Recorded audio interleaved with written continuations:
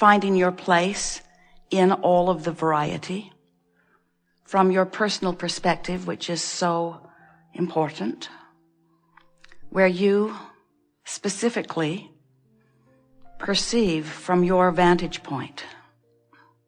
Your vantage point, the vantage point that you were born to be.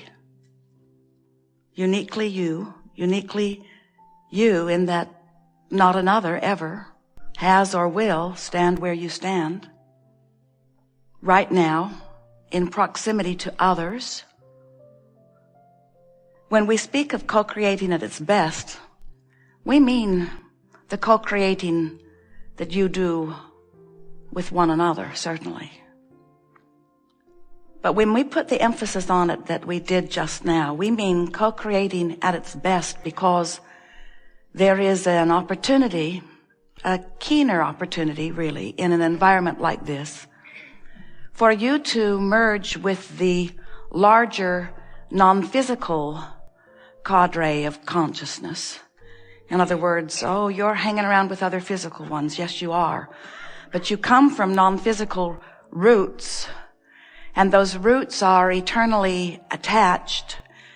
And therefore, there is a larger part of you here and now, while you're focused in this body, who is non-physically focused. Sometimes human refers to that as soul or source or even God. We refer to that as non-physical energy. We refer to it more specifically as your inner being. But of course, your inner being is always surrounded and co-creating with this larger energy. And so what we are really saying to you is that you cannot, no matter what, separate yourself from this larger dynamic consciousness that we often refer to as all that is. Now, the reason that we are starting there today, wanting to get you to broaden your awareness, is because humans have such a scanty and often completely distorted view of how you in your physical body fit into the whole of all of this. We want you, by virtue of what you hear as Esther translates our knowing into words that are meaningful, we want you to find resonance with a deep knowing that is yours. And it is our expectation that as we move forward in the hours that are before us, and as you listen and participate with your own relationship to your own life experience, that you will feel a vibrational resonance with that core who is really you. And as you find that resonance, you will vibrationally move into what we are calling your natural vortex of expansion, your vortex of creation, your vortex where the larger part of you has already assembled with all aspects of life that you have carved out of all that you have become. You stand here in your physical body and you are sifting through life, and you cannot help but come to constant, unique, very personal conclusions about what you prefer at many levels of your being. Your cells are doing it too. Every part of the consciousness that makes up the body of you is having a personal exposure to life and coming to new and improved preferences. It is just what exposure to life causes. So an asking comes forth from you. It radiates from you, whether you ever put words to it or not. If you're feeling confused, you ask for clarity. Because in your perception, hear this, in your perception that equals your state of confusion, there is an equal and proportionate other side of that bounce. In other words, to the degree that you have become immersed enough in your life, focused enough that you could even be aware that there is something that you don't understand, that there is something that you're feeling confusion about, as that problem that we are right now calling confusion is coming into focus within you, the solution is coming into focus simultaneously. And the solution to your confusion is coming in the identical proportion on the other side of the wave. In other words, when you know what you don't want, you know what you do want. If in your focused life, your physical body is feeling sick, there is a proportionate wellness that is queuing up, coming into focus at the same time.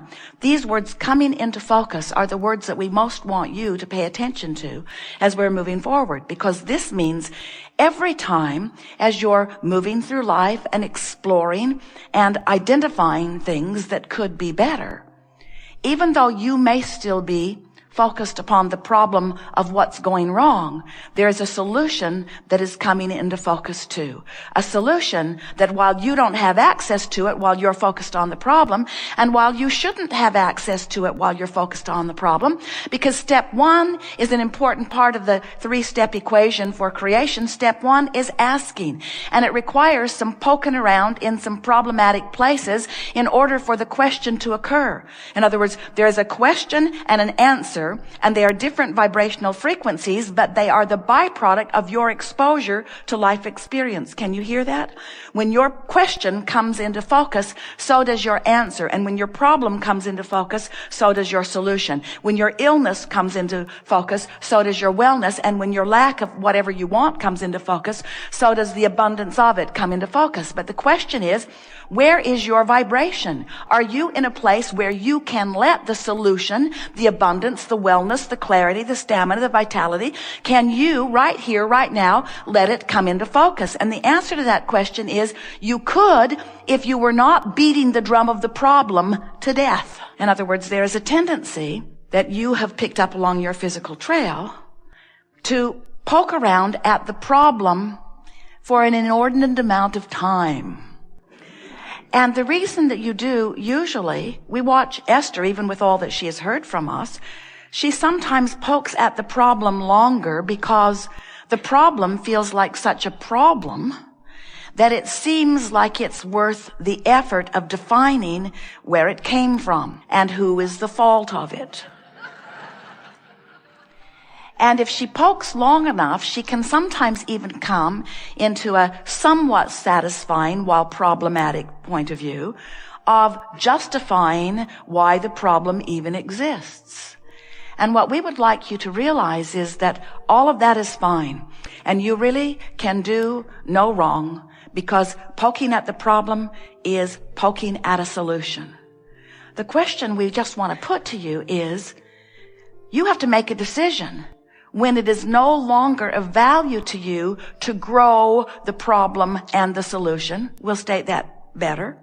You have to decide, has the solution gotten big enough for me now because of my attention to the problem that I'm ready to attempt to orient myself in the direction of the solution? Or would I like a bigger problem and therefore a bigger solution? Seriously. Because any way you play it works out great for us. You poke around and poke around and poke around it, and improvements come, improvements come, improvements come, and in many cases, it is future generation who will benefit from the problems you all are poking around at. But you sound like you'd like some of the solutions in your time-space reality. You sound as if you would like to reap some of the benefit of your creative endeavor.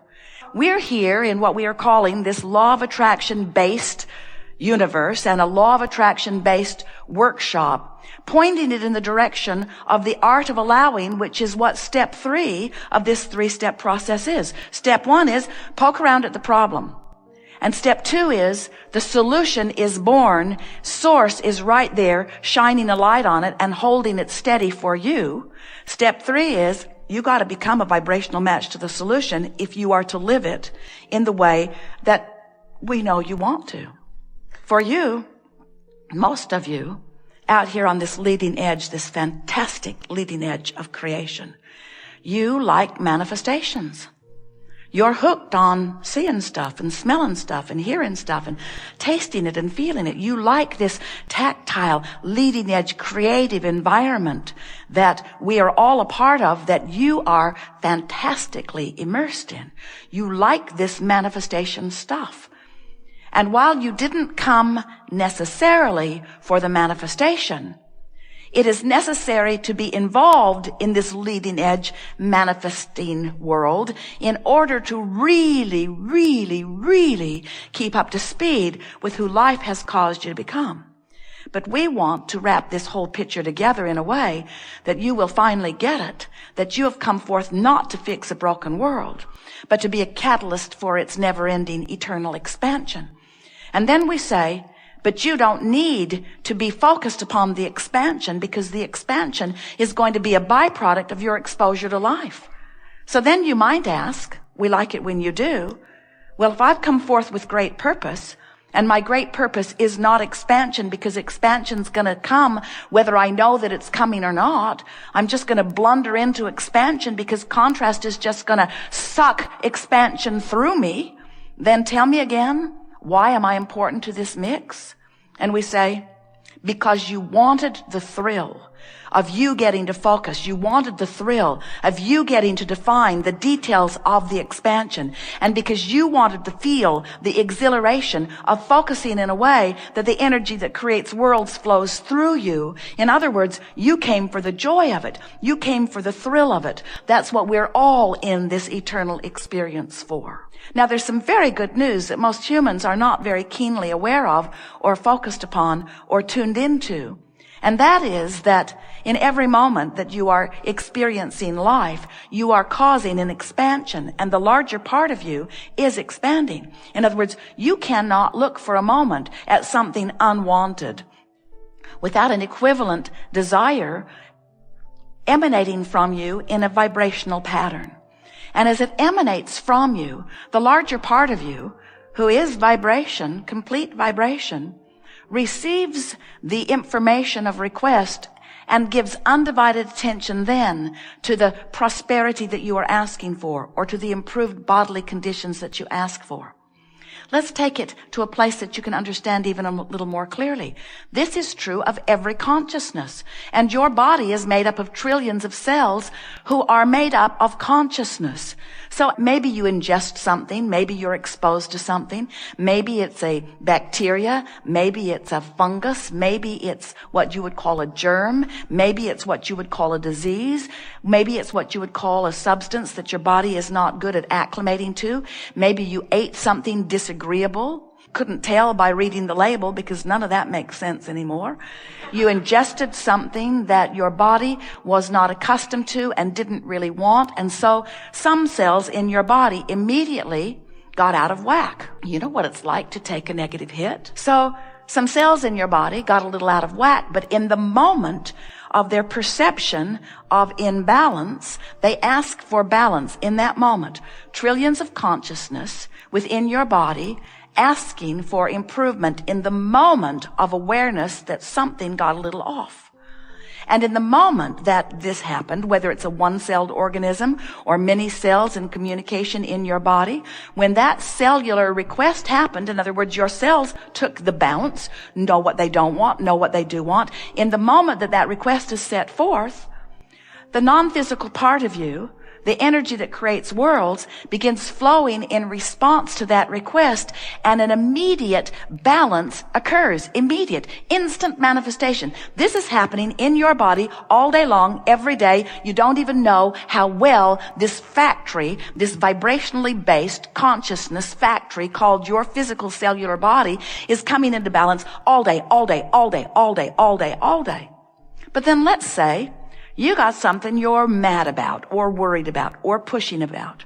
So you've been in this sort of problematic mode for a while where you're really poking around at the problem, even though solutions are framing up for you and happening. And as you, as the captain of this cellular ship, are focused in this negative way where the predominant emotion within you is one of worry or anger, you cause a vibrational resistance in the communication of this vibrational body that is yours. And even though your cells know exactly what they want and need and are asking from a place that they can be answered exactly, you're in the way. And we call that resistance. We call it resistance, and you know when you're doing it because negative emotion is present. Negative emotion is present at first. If you keep it up, the negative emotion gets stronger. If you keep it up, you begin to feel physical sensations. And if you keep it up longer, then your physical body begins to be labeled in medical terms with all kinds of diagnoses that are nothing more than indications of resistance. And resistance is only a problem to you because it prevents communication between who you or part of